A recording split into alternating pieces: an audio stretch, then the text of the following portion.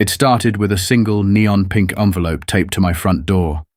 At first I thought it was junk mail or some misplaced delivery, but when I pulled it off and saw the words "Violation Notice" stamped in aggressive, bold letters across the top, I knew exactly what this was.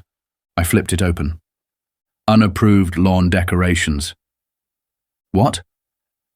I glanced around my yard, confused. The grass was neatly trimmed, the hedges perfectly aligned, the driveway spotless. And then my eyes landed on my flower bed. A simple, elegant arrangement of lilies and roses. Nothing outrageous, nothing gaudy, just a little piece of nature in front of my home. I almost laughed. Surely this was a mistake. That's when I heard it. The click-clack of heels on pavement. Turning, I spotted a woman striding toward me, a clipboard clutched like a weapon, a smug little smile curling at the corner of her lips. "Ah, Mr. Grant," she cooed. "I see you got my notice." Her voice was dripping with the kind of forced politeness that only meant trouble. Karen. I had been warned about her before I moved in. Every neighborhood has one. A self-proclaimed enforcer of the rules, the kind of person who thrives on petty power. And in this HOA, she was the queen of fines. I held up the notice. "You're fining me for flowers?" She sighed, shaking her head as if I had deeply disappointed her. "It's nothing personal. It's just that all exterior modifications require board approval. And since you didn't submit the proper paperwork, this is a non-compliance issue." I raised an eyebrow. "Paperwork? For planting flowers?" She nodded, her smile unwavering. "It's in the rules." I smirked. "Really? Which section?" Her face faltered for half a second, just long enough for me to catch it. Then, just as quickly, she regained her composure. "Oh, it's all in the bylaws.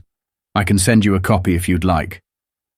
"Please do," I said, folding my arms. She beamed, clearly mistaking my request for submission. "Great. And just so you're aware, you have 10 days to remove the unauthorized landscaping or pay the $200 fine." I bit back a chuckle. This woman had no idea who she was dealing with. "I'll take care of it," I said smoothly. And by "take care of it," I meant burn her entire system to the ground. That night I poured myself a glass of bourbon and read every single page of the HOA rulebook. It didn't take long to confirm what I already suspected. There was no rule about flower beds needing approval. Not a single one. But what I did find was much more interesting. The fines, completely arbitrary. Some homeowners had been hit with penalties for minor things, like a security camera being the wrong color or a lawn chair being slightly visible from the street, while others got away with glaring violations. There was a pattern. Karen wasn't just enforcing rules, she was choosing her targets. My flower bed was an issue, but her own driveway was cracked and her mailbox wasn't HOA approved. The neighbor down the street had overgrown hedges blocking half the sidewalk. No fine. The guy 2 houses over had a 12-foot inflatable Santa still up in March. No fine. The inconsistencies weren't just obvious, they were deliberate. I leaned back in my chair, tapping my fingers against the table. Karen thought she had power. She thought she could bully people into compliance. What she didn't know, what she couldn't know, was that she had picked the wrong person to mess with. See, I've spent my entire career dealing with people like Karen, the type who bend rules to serve themselves, who use authority as a weapon. And unlike the homeowners she had bullied before, I knew exactly how to fight back. The next morning, I took a slow walk through the neighborhood. Coffee in one hand, phone in the other, I started documenting everything. Karen's violations? Check. The overgrown hedges? Check. Non-standard mailboxes, unapproved decorations, mismatched fences?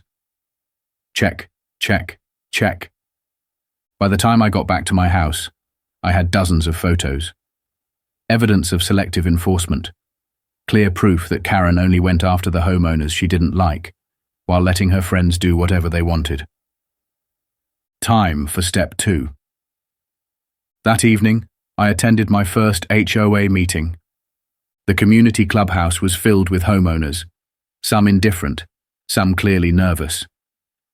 At the front of the room sat Karen, flanked by her little council of yes men, 3 middle-aged board members who nodded at whatever she said.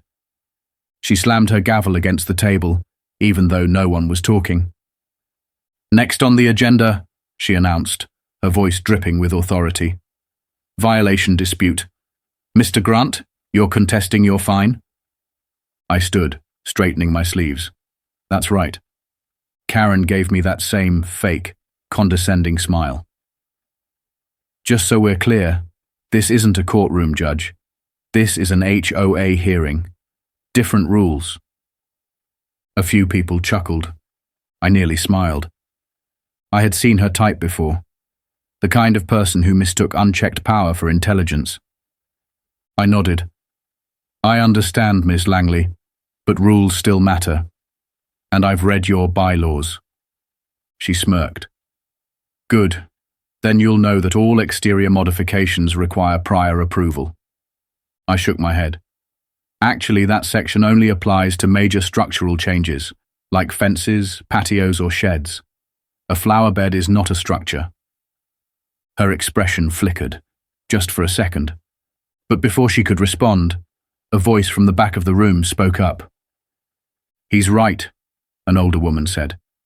"I've lived here 10 years, and I've never had to ask for permission to plant flowers." A murmur spread through the room. More people nodded. Karen tensed. "That's not up for discussion. The fine remains." I smiled. Because now I knew. This wasn't just about HOA rules. It was about power. Karen didn't enforce rules to protect the neighborhood. She enforced them to control it. And that was going to be her downfall. That night, I got to work. I compiled everything. Photos of Karen's own violations, records of selective enforcement, complaints from other homeowners who had also been unfairly fined. By morning, I submitted a formal complaint against Karen herself. And then, I made a single phone call to an investigative journalist. Karen thought she ran this neighborhood. By the time I was done, she wouldn't even be allowed to live in it. The first thing Karen noticed that morning was the bright yellow violation notice stuck to her own front door. For once, the HOA's Queen of Fines was on the receiving end of her own game. She stormed outside in her robe, snatching the paper off her door, eyes scanning the list of offences. Violation 1. Overgrown hedges exceeds HOA height limit by 1.5 feet. Violation 2. Non-compliant mailbox, not HOA standard design. Violation 3. Unauthorized driveway extension, unapproved modifications. Total fines, $800. Her face turned red as she crumpled the paper in her fist. This wasn't supposed to happen. She was the enforcer, the untouchable ruler of the HOA. But now, she was a target, and she knew exactly who was responsible. I was sitting on my porch, coffee in hand, watching the scene unfold with amusement. Karen's eyes locked onto me, and in an instant, she was marching down my driveway like a heat-seeking missile. "You think this is funny?" she snapped, waving the notice in my face. I took a slow sip of coffee. "Not at all. Rules are rules, right?" Her nostrils flared. "You're making a big mistake." I raised an eyebrow. "Because I followed the HOA bylaws? Or because you finally got caught breaking them?" Her fingers tightened around the paper. "I run this HOA, Grant. If you keep pushing, I will make your life miserable." I chuckled. "Karen, you already have, and that was your mistake." She glared, then spun on her heel and stormed back toward her house, slamming the door so hard it rattled the windows. I leaned back in my chair, watching with a satisfied smirk. The game had just begun, The next morning, I woke up to a pile of new fines. A bright red envelope had been shoved under my door, and when I opened it, I nearly laughed out loud. Violation 1. Mailbox is not HOA compliant, 200 fine. Violation 2. Fence is 1 inch taller than regulation, 150 fine. Violation 3. Unauthorized bird feeder, $100 fine. Violation 4. Improperly colored window trim, $250 fine. Violation 5 and 6. Miscellaneous non-compliance, $400 total. Total fines, $1,100. Karen had declared war, and I wasn't the only target. By noon, half the neighborhood had received fines, some for petty infractions, others for completely made-up violations. One neighbor, a retired Marine named Tom, stormed over. "Grant, I've lived here for 20 years and never got a fine. Now they're saying my garage door is the wrong shade of white." Another homeowner, a single mum named Lisa, held up a notice. "I'm being fined $500 for my security camera, but my neighbor has the same one and didn't get a fine." Karen was doubling down, trying to intimidate everyone into compliance through fear. Unfortunately for her, I don't scare easy.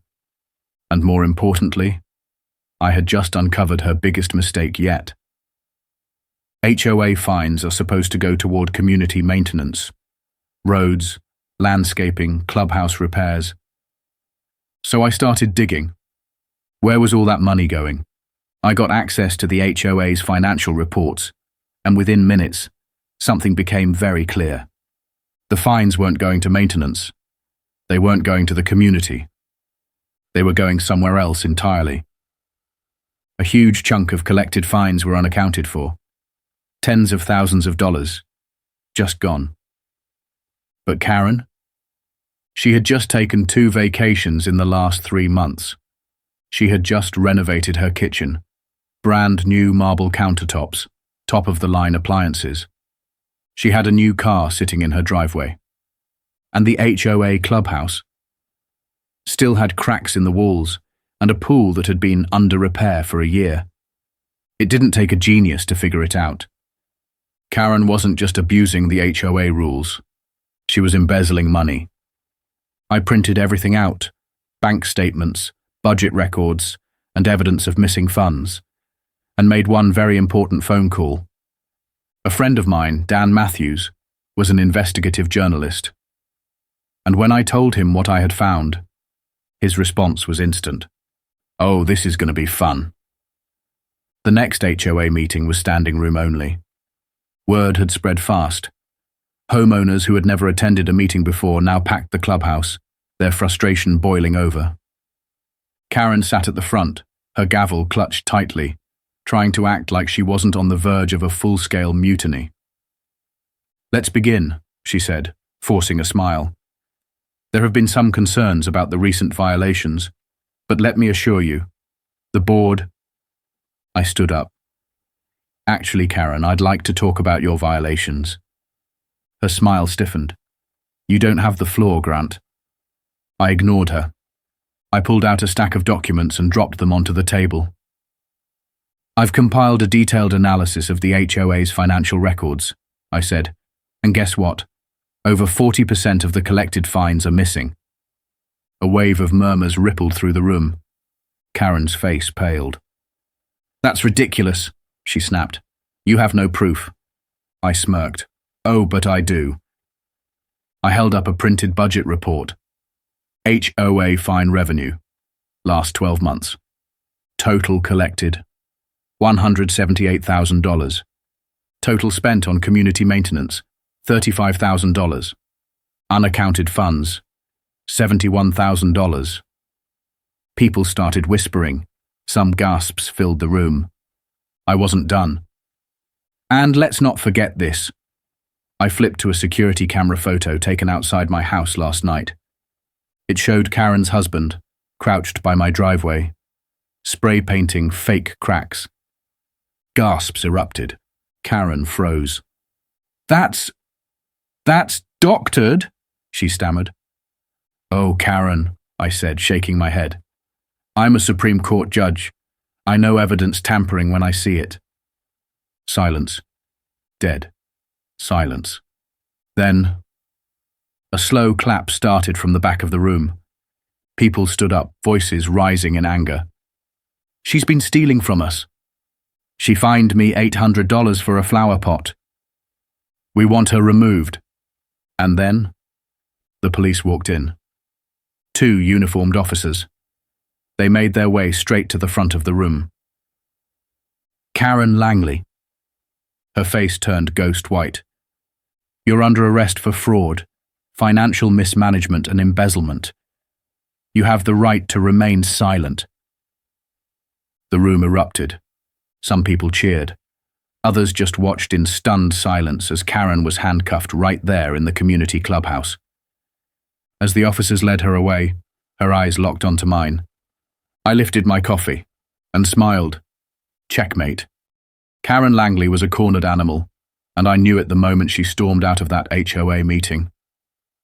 For years, she had ruled this neighborhood like a dictator, using fines as a weapon, bending the rules to fit her own agenda, and bullying homeowners into submission. But now, the mask had cracked. The homeowners weren't scared anymore. The very people she had tormented were now laughing behind her back, whispering about her downfall, and watching her every move with satisfaction. By morning, the entire neighborhood was buzzing with the news. Karen Langley, the woman who had spent years wielding HOA violations like a medieval sword, had just been arrested for fraud and embezzlement. And yet, even in handcuffs, Karen refused to go down quietly. That's the thing about people like her. They don't quit. They don't accept defeat. They lash out. And that's exactly what she did. Because the very next morning, I woke up to a certified letter from the HOA. It wasn't a fine this time. It was a final notice of foreclosure. A threat. Karen had weaponized one of the HOA's most powerful and feared tactics. If you rack up enough unpaid fines, the association can legally seize your home and force you out. She was trying to scare me into submission. Unfortunately for her, I don't scare easy. And this was the final mistake that would end her for good. By noon, I was at my desk, drafting a lawsuit. 2 lawsuits, actually. The first one, a personal lawsuit against Karen Langley for fraud, defamation, and damages. The second, a lawsuit against the HOA itself for violating homeowners' rights, for financial mismanagement, for issuing wrongful fines. But before I sent them off, I made one phone call. It rang twice before someone picked up. State Attorney's Office. I smiled. I have a case of HOA corruption that you might find interesting. That evening I sat on my porch, a fresh glass of bourbon in hand, waiting. And at exactly 6:45 p.m., I heard it. The sound of screeching tires. Karen's car came flying into my driveway, braking so hard it skidded a few inches past the curb. She practically kicked the door open, stepping out with a stack of legal papers clenched in her fist, sweat on her forehead, her face contorted with pure rage. This was it. Her last desperate attempt to intimidate me. "You think you're smart?" she spat, marching toward me, shaking the papers in her hand. "You think you can just walk into my neighborhood and take over?" I took a sip of my drink. "Karen, this was never your neighborhood. You just acted like it was." She slammed the papers onto my porch table. "You want a lawsuit? Fine. But I have the board on my side. I have the rules on my side. And I have the power to make your life." I cut her off. "Karen." I leaned forward. "You had power. Past tense." Her nostrils flared. "I'm the HOA president." I smirked. "Not anymore." I picked up the folder I had been waiting to show her and tossed it onto the table. She hesitated before flipping it open, scanning the contents. And then, her face went pale. She flipped to the second page, then the third. Her breathing got shallow. because what she was looking at was the full lawsuit, evidence of her financial fraud, and, most damning of all, a formal criminal complaint from the state attorney's office. She looked up at me, her lips slightly parted, like she was about to say something. I finished my drink. Oh, and one more thing. I leaned back, stretching my arms. Remember those missing HOA funds? She swallowed hard. Well, I said, so does the state attorney. Silence. She didn't move, didn't breathe, just stared at me like she was realizing, for the first time, that this wasn't a game, that she had already lost. You can keep pretending you're untouchable, I continued, or you can resign before this gets worse for you. For the first time ever, Karen had no comeback, no snarky retort, no smug condescension, just pure unfiltered panic. By morning, every homeowner received a formal email from Karen Langley. It was short. To the HOA members, effective immediately, I am stepping down as president of the Homeowners Association. Regards, Karen Langley. No apology, no explanation. Just a cowardly attempt to slip away quietly. By noon, the HOA called an emergency meeting. By evening, Karen Langley was officially removed from the board. But I wasn't done yet. Not even close. Because Karen thought that resigning would protect her. That stepping down would save her from what was coming. She was dead wrong. The investigation into her finances had already begun. And what happened next? Well, let's just say Karen Langley's bad week was about to get a whole lot worse. Karen Langley thought she could run away from consequences. She thought stepping down as HOA president would be enough to make everything go away. She was wrong.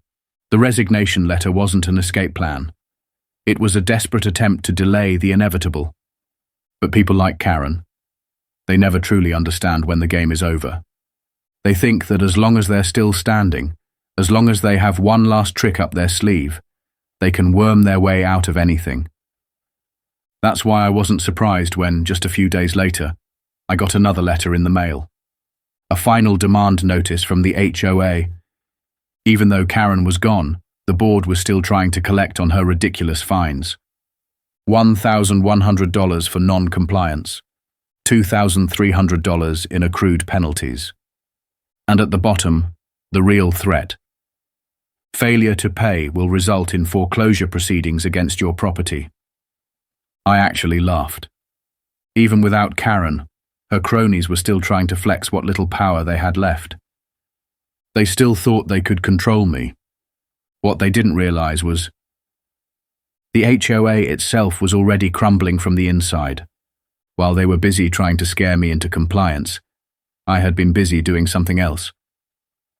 I had spent the last week meeting with homeowners, gathering complaints, and compiling a legal case that would completely dismantle the HOA. Because here's the thing about HOAs. When they cross the line into corruption, fraud, and financial mismanagement, they can be legally dissolved. And this neighborhood? The homeowners were sick of being ruled by fear. I held a private meeting with the people who had suffered the most. Retirees who had been fined into financial hardship. Families who had nearly lost their homes over nonsense violations. People who had spent years being harassed by Karen and her board. And for the first time in a long time, they weren't afraid anymore. A vote was coming. And when that day arrived, the HOA board was going to learn that without fear to control people, they had nothing left. The final HOA meeting was the most packed one in the neighborhood's history.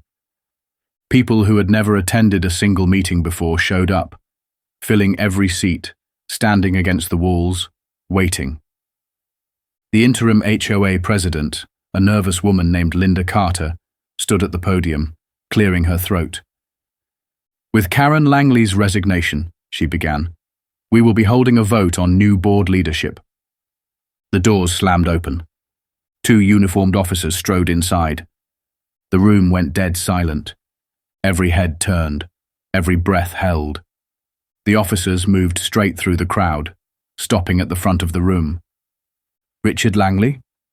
Karen's husband, the same man who had been caught spray painting my driveway, the same man who had been helping her cook the books, stood up slowly, his face going pale. "Yes," he said. One of the officers pulled out a warrant. "You're under arrest for fraud, financial mismanagement, and conspiracy to commit extortion." Gasps exploded through the room. Richard tried to protest, but it was too late. Within seconds, his hands were behind his back, the sharp click of handcuffs echoing through the stunned silence. And just like that, the last piece of Karen's empire collapsed. The HOA was dead before the vote even happened. Nobody wanted to replace Karen. Nobody wanted to keep a system that had been weaponized against them. When the final ballot was cast, the result was overwhelming. The HOA was officially dissolved. No more fines for nonsense violations. No more threats of foreclosure.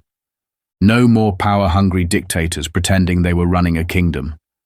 For the first time in years, the neighborhood was free. The refunds started rolling in a week later. The HOA had scammed homeowners out of hundreds of thousands of dollars in fraudulent fines. Now, they were paying it all back. One by one, the people who had suffered under Karen's rule got their justice. A retired veteran who had been fined $1,200 over a fallen tree branch, fully refunded. A single mother who had paid $500 for a non-compliant security camera, money back in her account. An elderly couple who had been forced to repaint their garage door for being half a shade too dark, every penny refunded. And as part of his plea deal, Richard Langley's own assets were liquidated. His car, his savings, his investments, to cover the cost of restitution. He had spent years stealing from this community. Now, his own wealth was being given back to the very people he had robbed. Karen never showed her face in the neighborhood again. She fled the state, trying to escape her reputation. But it didn't matter. Her name was already burned into the internet, blacklisted from any future HOA board, her legacy forever tied to fraud and corruption. And the neighborhood she left behind, it thrived without her. The grass didn't grow wild, the houses didn't crumble, the streets didn't fall into chaos, like she had always threatened they would if she weren't in charge. Instead, people worked together. They fixed things without fear of fines. They decorated their homes however they wanted. They lived without harassment. And me? I finally got to enjoy my damn flower bed. A month later, I was sitting on my porch, watching the sunset, when my phone buzzed. A text from my journalist friend, Dan Matthews. Langley took a plea deal. 3 years in prison. Thought you'd like to know. I smirked. Justice had been served. I took a sip of my drink, feeling that rare sense of complete satisfaction that comes when a battle is finally, truly won. Maybe retirement wouldn't be so boring after all. I leaned back in my chair, taking in the peaceful, Karen-free neighborhood. Then I heard footsteps on my driveway. It was Tom, my neighbor, the one who had almost lost his house to Karen's fines. He had a grin on his face, hands in his pockets. "You hear the latest?" he asked. I raised an eyebrow. "What now?" "Some folks from another HOA a few miles from here reached out," he said. "They heard what happened here. They want your help taking down their corrupt board." I chuckled. I had moved here for peace and quiet, but maybe this was my new hobby. I picked up my glass, took a slow sip and smirked. "Tell them," I said, "I'll take a look at their case. Because if there's one thing I've learned, HOAs think they can push people around. They think they're untouchable. But power, in the wrong hands, always leads to downfall."